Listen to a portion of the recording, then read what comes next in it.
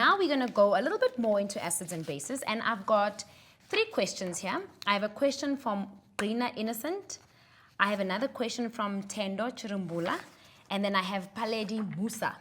Now, their questions are more or less similar, so we're going to answer them collectively, and then we're going to start with the calculations. For an example, Dina's question, they're actually all number 7, so it means it must be the final exam papers. They're all asking us, like Dina's question says, we must define an acid according to Arrhenius' theory. Tendo, describe a base according to Arrhenius' theory. And this one is, say why is it an acid-base reaction according to the Lowry-Brownstedt model. Just want us to go here, guys, just in case you've just tuned in. Remember, according to Arrhenius' theory, an acid will produce the H+, and H3O+ will be formed in the water, where a base will produce the OH-, where the Lowry-Brownstedt theory, an acid is a proton donor, where a base is a proton acceptor. Right? That's more or less the same, and then they've given us a reaction, and now we get to the nitty-gritties of actually doing titration. So remember what I said, when you are titrating and you're making that perfect drink of yours, you must keep certain things constant, and sometimes you must vary some things and all that stuff. Like I said, you keep the same glass, you put 6 teaspoons of water of the concentrated juice, and you get your perfect drink.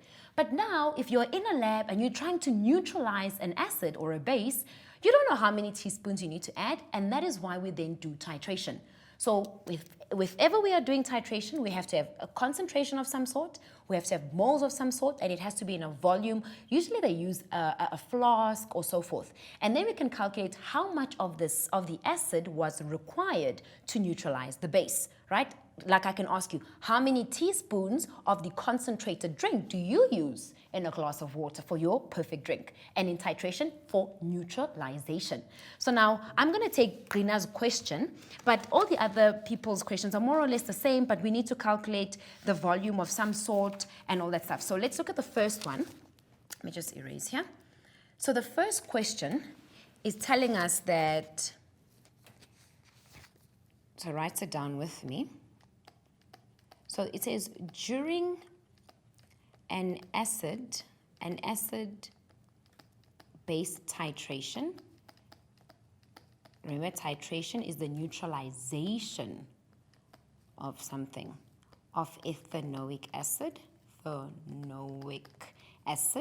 Already, what do we know about an acid? An acid will donate an H+, and it will form H3O+ in the water. That's what an acid says, according to Arrhenius' theory and the Lowry-Brownstedt theory. So during an acid-base titration, 20 cubic centimeters of ethanoic acid, and in this case, they've actually given us ethanoic acid. They just said CH3COOH, and of concentration, oopsie daisy, I don't know what I did here. Can I take this off? Okay. Okay, let me see, let me find undo. There we are. Concentration of concentration 0.4 moles per cubic decimeter. And that, now this was used to neutralize. Already you can see, the minute you see neutralize, you know, it must be titration. And with titration, they're going to ask me an unknown. Neutralize 0.25 mole. They're going to ask you an unknown of some sort. So you already wear your big guns and you have your formula in your head and you're like, bring it on. Solution of sodium hydroxide. Sodium hydroxide. Now, let's work together. They're telling us we've got ethanoic acid. Let's look at the equation. I've got CH3COOH. Now, I'm going to take you back to grade 10 plus a concentration of sodium hydroxide. Now, we know sodium hydroxide is NaOH. Now, let's check this out. I remember, let me just write it at the top. I need to form a salt and a water. You form a salt and a water. So water I can already write as H2O. But then you're going to ask me, Tops, how do you get your salt? For water, if I take away the OH and I take away the H, remember I've got 2 H's. I represent the 2 H's by H2, and I've got an O there, and that is how I get my water, right? And whatever's left over is then going to be your salt. I've got Na, I've got CH3COO, so it means my salt will be CH3COO, Na. So this Na dissociates from this and it sits on there, and the H, remember the acid will give away the H and it'll be attached there. So this is my salt and that is my water. And just make sure that it's balanced. Let's say I've got 3 there, 3 there, 2 there, 2 there. Yes, my equation seems balanced. Now the first question, I'm somewhere going to name it A. It says, is ethanoic acid, is ethanoic acid, ethanoic acid a weak, is it a weak acid? They're asking us if is it a weak acid and what is meant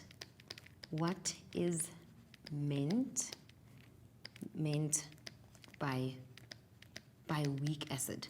Now guys, remember how the examiner wants you to answer this question. If they ask you is, let's make an example. If they ask you, is this car really fast? You're going to be like, yes, it's very fast. Explain why. Because it can reach 100 meters per second as a speed in 4 seconds. Hopefully I said that right. But it can go up from 0 to 100 or 120 meters per second in 4 seconds. That's because it's fast. You don't say a car is fast because the shape is nice, right? You must give reasons according to let's say maybe whether it's acids or bases, but to the definition. Maybe you can use Lowry-Brownstead theory. You're bringing in different sources from what you learn. You don't just think about something and then you say it. So is ethanoic acid a weak acid? I can't say it's a weak acid because it flows funny. Understand? You must make sure that when you're answering a question, you answer it with the correct facts that you have.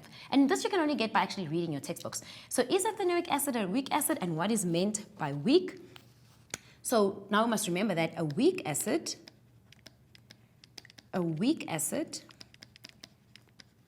does not readily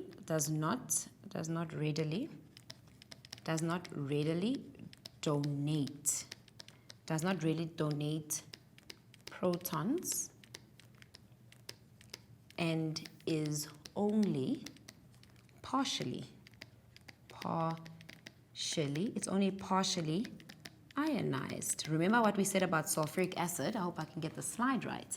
If we look at sulfuric acid, we said, I think it's this one, yes. Sulfuric acid starts off as H2SO4, but we can ionize it completely until we get SO4 2 minus.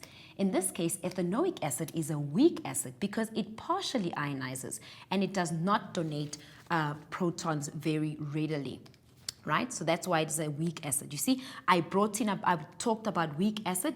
What does Lowry-Brownstead and Arrhenius' theory tell us? That an acid or a base, it either donates an H+, it'll accept an H+, it'll form OH- in water, or it'll form H3O+ in water. In this case, this is a weak acid because it donates, but not so readily, right? And then it also partially ionizes. Remember what we said about when a base or an acid is very strong and it's dangerous, we say it's corrosive, it can eat away flesh, and so forth. So this means this one, it's a very weak acid. It's an acid that we can probably ingest, and so forth.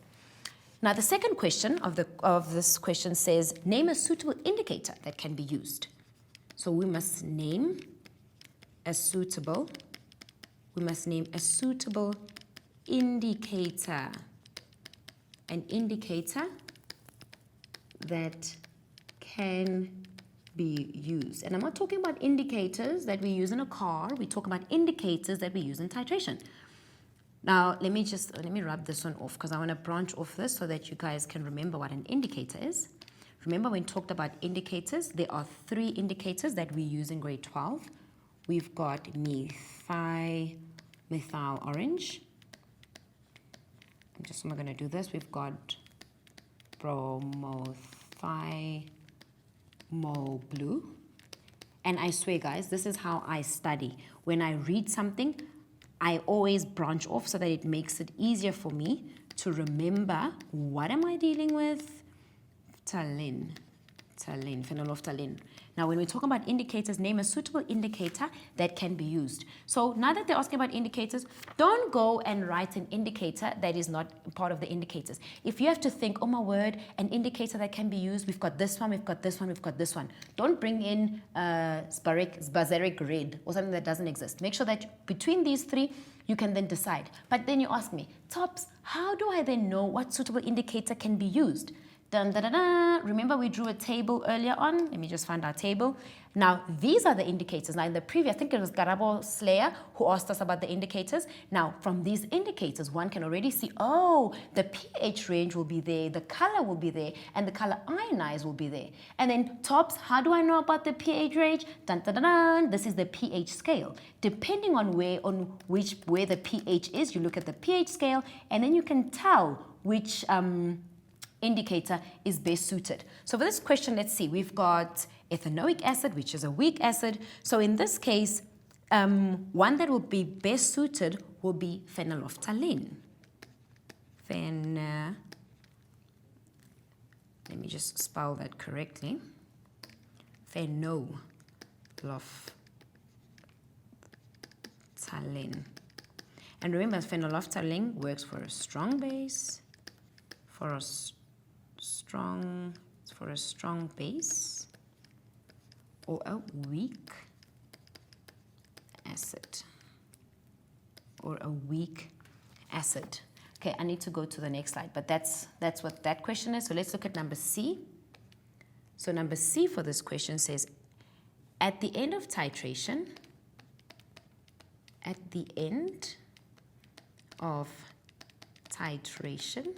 remember, end of titration is mean you've got that light pink and you know that it's been reached. It's like you sipping on your drink and you're just like, this is the perfect mix, right?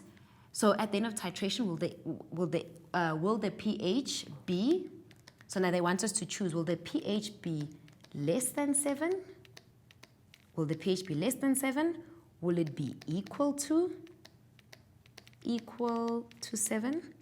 Or will it be greater to 7? Now, let's go back to our table. Dun, dun, dun, dun. If we look at phenolphthalein, pH range of 8.3 to 10, what does that tell us? This means that the pH will then be less than 7. And this is because when we look at phenolphthalein, it changes color.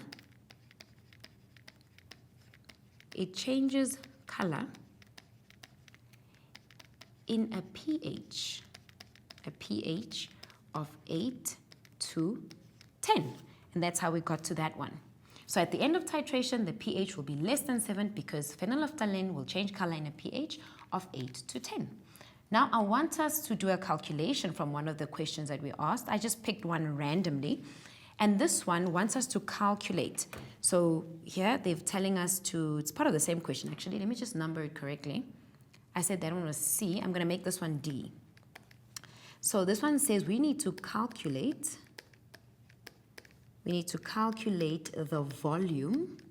And I'm going to tell you a little trick about volume. Not really a little trick, but something to take note of if they ever say you must calculate volume.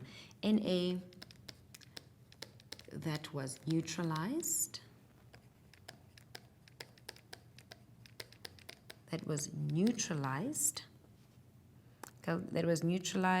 Okay, so that's what we need to calculate. So my equation is CH3COOH. That's the one we've derived. In this case, they've actually given it to us. OH. Here, just write the phases here. Q. And then I have, remember we said it attached itself there, COO, and this is Na, and this is also an aqueous solution. And then I have the water. I need a salt and a water. Now let's write what's given. So reading it from here, it's actually in the previous slide.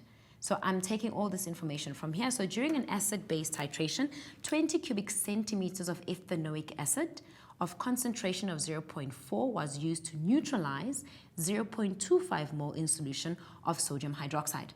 Now, this is what you need to remember when you're actually calculating volume. If I take you back a little bit, when we were doing equilibrium constant and Le Chatelier and all that stuff, and we were calculating Kc, I always told you you need to convert cubic centimeters to cubic decimeter. And how do you do that? You multiply that or you divide that by 1,000. In this case, if you have to calculate the volume of something, you don't have to convert the volume, right? You can leave the volume in cubic centimeters unless the question says leave your answer in cubic decimeter. But if they don't say anything, you can leave it as it is. Your final answer will be in cubic centimeters. And then you can move it to cubic decimeters if required or if needs be. But in this case, nothing was actually specified from the question I got. So let's see. So I need to calculate the volume of the NaOH that was neutralized. So for my ethanoic acid, they've given me a volume of 20 cubic centimeters. They've given me the concentration of 0.4, and this is in mole cubic decimeters. What I always tell my children, under ethanoic acid, I'm going to write all the information I have under ethanoic acid. Let me use a different color for this one. And for sodium hydroxide, they haven't given me the volume. It's what I'm looking for. The concentration was given to me as 0.25, and concentration is in mole per cubic decimeter. I don't have my moles either on this side, but they haven't given you your moles, but it's actually very easy to find your moles in this case because it's a mole ratio of 1:1. The same way we did when we were working with the equilibrium constant, we're going to work with ratios. So now we need to find the volume of this one. I'm going to show you two methods of doing it. The first thing that you can do, you can first calculate the moles of this side. So I can then say, remember, C is equal to N over V. I can say my concentration is given to me as 0.4. I'm looking for N all over my volume, which is 20. I'm going to leave that like that. I want N as a subject of the formula. I'm going to cross multiply to N is 0.4 multiplied by 20. Let's see what we get here. That's what we get on this side. So I've got 0.4 and I've got 20. So I get, did I do that right? Yes. So you have 20. Remember, I didn't convert anything. Then you get 20 moles. So that's the moles, and you know that it's a mole ratio of 1:1. Let me just write that as an invisible. It's a mole ratio of 1:1. So if these moles are 20, it means that these moles must then also be 20. So now we're going to continue because we're looking for the volume of this one. Let me use green. I'm going to say C. Let me just change a different color. I'm going to say C is equal to N over V. Now I'm working for the NaOH. My concentration is 0.25. My moles are 20, but I'm looking for my volume. I want V alone. I'm going to do it the long way around. I'm going to cross multiply. 20 times 1 is 20. 0.25 times V is 0.25 V. Looking for the V on itself, I divide both sides by 0.25. I actually prefer doing things the long way around. This and this will cancel. And then let's see what we get for our V here. Doing things the long way around, I actually think it's instead of making silly mistakes, then you're actually going to get everything right. So you know where everything is coming from, 0.25. There it gives you a volume of 80. This will give you a volume of 80. Remember what we said, our volume was given in cubic centimeters, right? And that's then the volume that you will then get. So that's the first one. But then if they wanted you to convert, then you'll just convert it to cubic decimeter. So that's not a train smash.